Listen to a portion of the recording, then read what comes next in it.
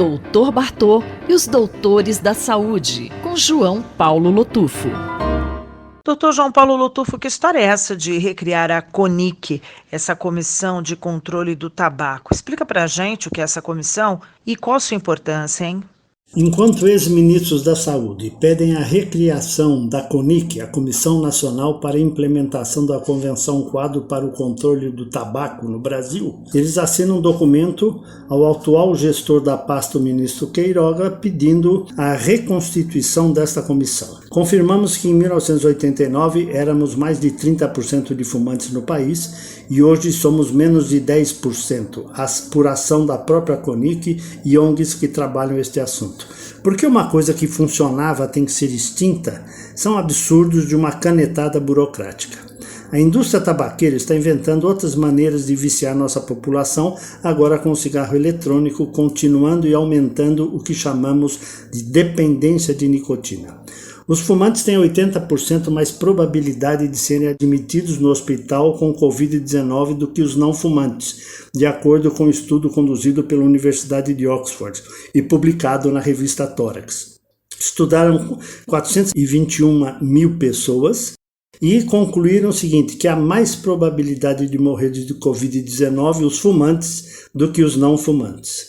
Fumantes pesados que fumaram mais de 20 cigarros por dia tiveram 6 vezes mais chances de morrer de Covid do que pessoas que nunca fumaram.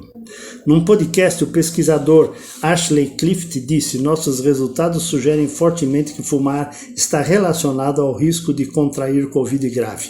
E assim como fumar afeta doenças cardíacas, cânceres de toda espécie, nós também já sabemos que parece que o mesmo ocorre com Covid-19. Portanto, agora pode ser um momento tão bom quanto qualquer outro para parar de fumar. Não há efeito protetor do ato de fumar, como já se sugeriu por aí. Lembre-se que o Covid ainda não acabou e a melhor estratégia é máscara, álcool gel, distanciamento e não fumar. Comunico que o ambulatório antitabágico do Hospital Universitário da USP não parou de funcionar durante toda a epidemia, atendendo individualmente, por WhatsApp, por teleconsultas, etc. Mas voltamos a funcionar em grupo, tomando cuidado com o limite de pessoas, higiene e ventilação adequado, pois a troca de opiniões entre os pacientes é fundamental para aumentar o sucesso da cessação. Eu lembro que nosso objetivo não é só parar de fumar, mas também não voltar a fumar. Doutor Lotufo, há sempre bons motivos para parar de fumar. E parece que essa semana do Dia das Crianças terá uma programação especial no HU, é isso mesmo? Ao mesmo tempo que tudo isso está acontecendo, eu recebi uma comunicação do Instituto Nacional do Câncer, ligado ao Ministério da Saúde, que eles irão fazer uma divulgação especial na Semana do Dia das Crianças sobre o projeto Dr. Bartô e os Doutores da Saúde. Fato este que muito nos honra. Devemos sempre somar os esforços e não disputar espaços. Essa luta é de bom senso, apartidária e deve ser um programa de saúde pública como tem sido. Não só o cigarro, como todas as drogas. Para festejar e comemorar o Dia da Criança, o site Dr. Bartô lançou um joguinho para explicar os malefícios da maconha fumada. Esse joguinho está no site www.drbartô.com.br. Baixe esse joguinho através do site, jogue com seu filho através de um PC ou um celular Android, pois esse será também um momento de prevenção, de diversão e de aconselhamento breve dentro da família. É só você acessar o site, abrir o joguinho e vale a pena. Divirta-se. Um grande abraço a todos. Eu sou Sandra Capomatto, você ouviu o Dr. João Paulo Lotufo, pediatra da Universidade de São Paulo, responsável pelo projeto Dr. Bartô. Doutor Bartô e os Doutores da Saúde, com João Paulo Lotufo. Decodificando o DNA, com Maiana Zates. Professora, vamos ao tema da coluna de hoje. Então, hoje eu vou falar de riscos poligênicos e medicina de precisão. A medicina do futuro, ou medicina de precisão, fala muito em riscos poligênicos. Só recordando, eu estou falando da medicina P4, preditiva, preventiva, personalizada e participativa. E a medicina preditiva está baseada na nossa capacidade de prever, a partir de dados do nosso genoma, qual é o risco de virmos a desenvolver uma doença de início mais tardio, como, por exemplo, doença de Parkinson, Alzheimer, hipertensão, alguns tipos de câncer ou diabetes. Para doenças de início tardio causadas por uma mutação em um único gene, como a doença de Huntington, a presença da mutação em um indivíduo jovem é praticamente uma certeza que ele irá desenvolver aquela doença se viver o suficiente. Mas as doenças mais comuns geralmente dependem de uma interação de vários genes, cada um com efeito pequeno, e o ambiente. São chamadas doenças complexas. E para isso estão sendo desenvolvidos algoritmos que são chamados riscos poligênicos. E como é que são estimados esses riscos? Eles são baseados na comparação entre grupos enormes de pacientes que desenvolveram uma determinada condição, por exemplo, hipertensão, com controles de idades e ancestralidades comparáveis que não desenvolveram essa condição. E a partir desses dados, estima-se o risco de uma pessoa jovem vir a desenvolver hipertensão. O problema é que no caso da hipertensão, por exemplo, para se concluir quanto os riscos poligênicos estimados em uma pessoa jovem foram preditivos, seria necessário acompanhar essas pessoas por décadas. Em uma pesquisa recente, publicada na revista Nature Medicine, os autores compararam a capacidade de predição dos riscos poligênicos baseados nos dados genéticos e os registros anotados nos prontuários de 8.000 pacientes com esquizofrenia, uma doença com início muito mais precoce. E os autores da pesquisa questionam o uso dos riscos poligênicos no mundo real, em situações clínicas, e sugerem que os registros anotados pelos médicos continuam sendo uma fonte importantíssima de informações preditivas. Então, só recordando, a esquizofrenia é uma doença mental que afeta cerca de 20 milhões de indivíduos ao redor do mundo. E ela altera o modo de pensar, agir e perceber a realidade. E alguns pacientes respondem bem ao tratamento, enquanto outros não. Então, de acordo com o Dr. Alexander Charney, que coordenou essa pesquisa, a grande dúvida para quem diagnostica e trata esses pacientes é se a sua condição vai piorar ou melhorar. Como foi feita a pesquisa? Então, eles verificaram quanto as estimativas dos riscos poligênicos poderiam ser preditivos. E, para isso, os pesquisadores compararam os dados genéticos e as anotações médicas registradas de 702 pacientes esquizofrênicos no biobanco do Hospital Mount Sinai, nos Estados Unidos. E verificaram quanto os riscos poligênicos permitiram predizer como seria a evolução clínica em comparação com as anotações médicas. E quais foram os resultados? Eles confirmaram realmente que riscos poligênicos maiores estavam associados a um comportamento mais agressivo e necessidade de hospitalização. Entretanto, as anotações nos prontuários dos pacientes mostraram-se igualmente eficientes. Em seguida, eles analisaram os dados de mais de 7.000 pacientes armazenados no banco de dados Genomic Psychiatry Corp e os resultados foram os mesmos. Resumo da ópera. Os autores da pesquisa sugerem que a análise das variantes genéticas responsáveis pelos riscos poligênicos foram muito eficientes para determinar certos dados, como a ancestralidade dos pacientes. Mas prontuários com detalhes clínicos detalhados continuam sendo muito importantes e podem conter informações tão valiosas como as estimativas algorítmicas que estão tão em moda. A professora Maiana Zatz conversou comigo, Fabiana Maris. Decodificando o DNA, com Maiana Zatz.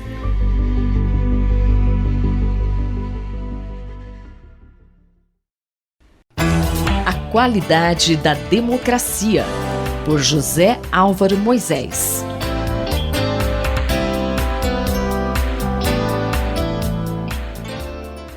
Professor José Álvaro Moisés, fale um pouco sobre os desdobramentos da CPI da Covid. A CPI do Senado sobre a Covid-19 adiou a leitura e a votação do relatório final preparado pelo senador Renan Calheiros, relator da comissão. O motivo do adiamento foi o vazamento de alguns dos pontos principais do relatório o que teria causado um forte incômodo entre alguns dos membros da comissão, especialmente o seu presidente, o senador Omar Aziz, que alegou não ter conhecimento da peça preparada por Renan e que vazou.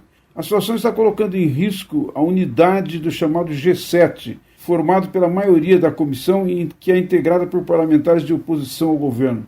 Mais grave, a situação criada pode afetar a aprovação dos principais resultados de meses de trabalho da comissão.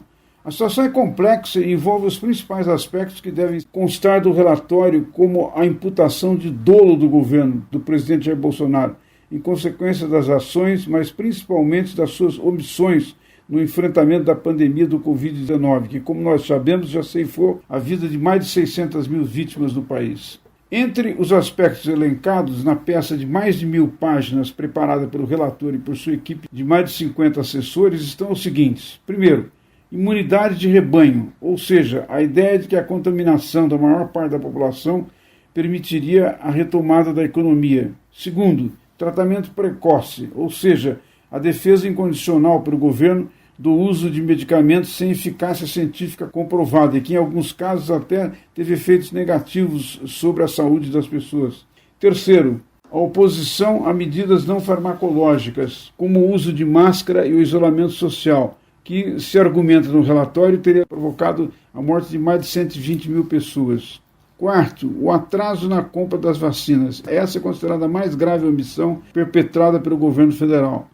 A demora na compra de vacinas disponíveis em 2020 teria contribuído decisivamente, de uma forma completamente eficaz do ponto de vista negativo, para o aumento do número de casos e principalmente de mortes.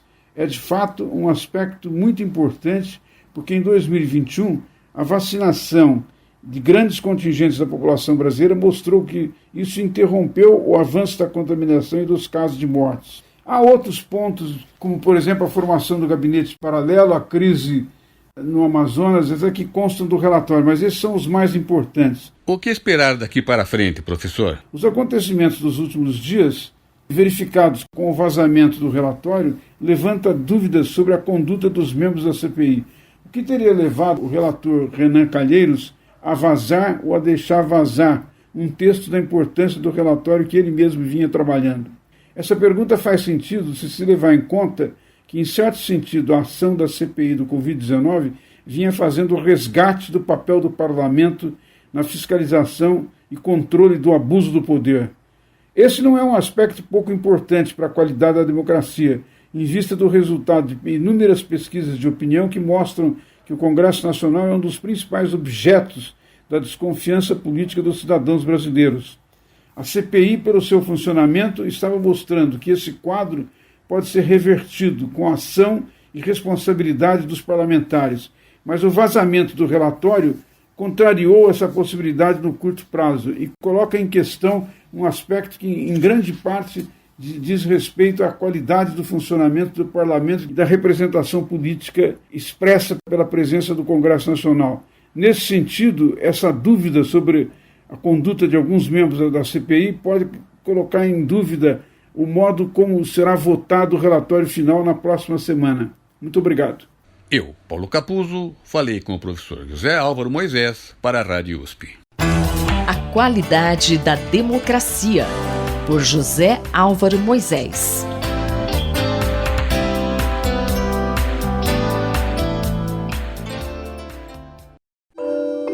Minuto do Cérebro, por Otávio Pontes Neto. A relação entre hipertensão e problemas cardiovasculares é bem conhecida, e a influência do sal de cozinha na dieta dos hipertensos também. Mas, professor Otávio, o que dizem os últimos achados científicos sobre o assunto? Diversos estudos epidemiológicos já demonstraram uma associação entre a alta ingesta de sódio e baixa ingesta de potássio na dieta e o aumento dos níveis de pressão arterial, assim como o maior risco de doenças cardiovasculares como AVC e morte vascular. Nesse contexto, o uso de substitutos de sal com níveis reduzidos de sódio e aumento do nível de potássio tem sido proposto e aparentemente pode abaixar a pressão arterial nesses pacientes, mas os seus efeitos a longo prazo na redução de eventos cardiovasculares ainda parecem incertos. Nas últimas semanas, foi publicado na revista New England Journal of Medicine um estudo realizado por pesquisadores da China e do Reino Unido, um ensaio clínico aberto, randomizado em cluster, envolvendo pessoas de 600 aldeias da China rural. Os participantes tinham uma história de AVC prévio ou tinham idade igual ou superior a 60 anos associada à hipertensão arterial. As aldeias foram aleatoriamente alocadas numa proporção de 1 para um grupo intervenção, no qual os participantes utilizavam só um substituto de sal, com 75% de cloreto de sódio e 25% de cloreto de potássio por massa. E no grupo controle, os participantes das aldeias continuaram a utilizar o sal convencional, que é composto de 100% de cloreto de sódio. E quais foram os resultados e conclusão do estudo? No total, quase 21 mil pessoas foram incluídas no estudo. E a idade média dos participantes foi de 65 anos, sendo 49,5% do sexo feminino, 72% tinham AVC prévio e 88% tinham hipertensão. A duração média do segmento foi de 4,7 anos e o grupo que fez uso do substituto de sal teve uma redução significativa da ocorrência de acidente vascular cerebral, de grandes eventos cardiovasculares e de óbito. Diante desses resultados, os pesquisadores concluíram que o uso desses substitutos de sal com uma porcentagem de 75% de cloreto de sódio e 25% de cloreto de potássio pode reduzir as taxas de AVC e de grandes eventos cardiovasculares em pacientes com história prévia de AVC ou indivíduos com idade igual ou superior a 60 anos e histórico de hipertensão arterial sistêmica. Ouvimos o professor Otávio Pontes Neto, da Faculdade de Medicina da USP, em Ribeirão Preto. Rita Estela para a Rádio USP. Minuto do Cérebro, por Otávio Pontes Neto.